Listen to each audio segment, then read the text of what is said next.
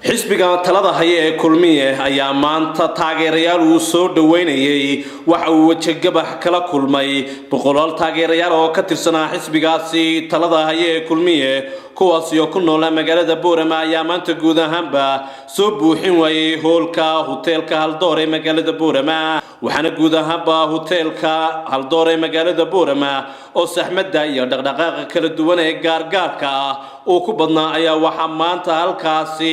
lagu qabtay taageerayaal lagu soo dhaweynayay hoolka hoteelka Haldoor ee magaalada Boorama kuwaas oo lagu soo dhaweynayay xisbiga talada haya ee kulmiye qaar kamid ah mas'uuliyiinta la soo dhaweynayo iyagoo halkaasi ka hadlayna waxay sheegeen anigoo ku hadlaya codka kala deegaanka dibaanada raba inay ku biiraan xisbiga kulmiye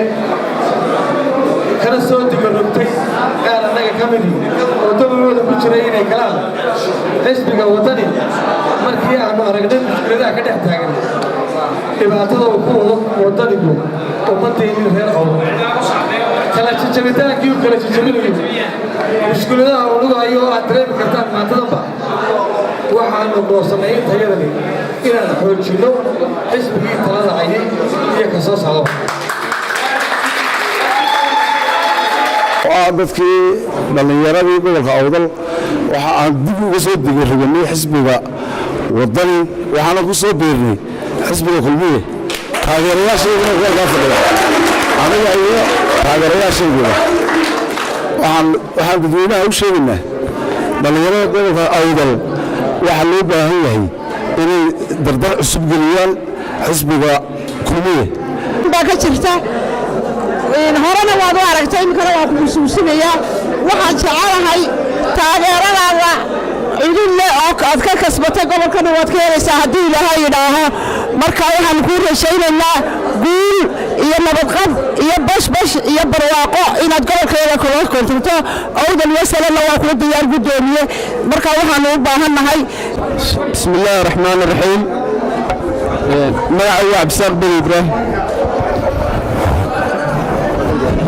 بسم الله الرحمن الرحيم magacayga cabdisaaq baday waxaan uu ka tirsanaa xisbigii wadani marka waxaan ka soo diirogtay xisbiga wadani waxaan ku soo biiray xisbiga kulmiye talada haya marka waxaan ugu diyaariyay inaad xisbiga kulmiye aad u codeysaan si sharaf leh saba ayna tahay balashada Reejibuuti aan Reejibuuti asay hataa waxay soo kicisay xisbiga kulmiye jacaylkiisa iyo kalsoonidiisa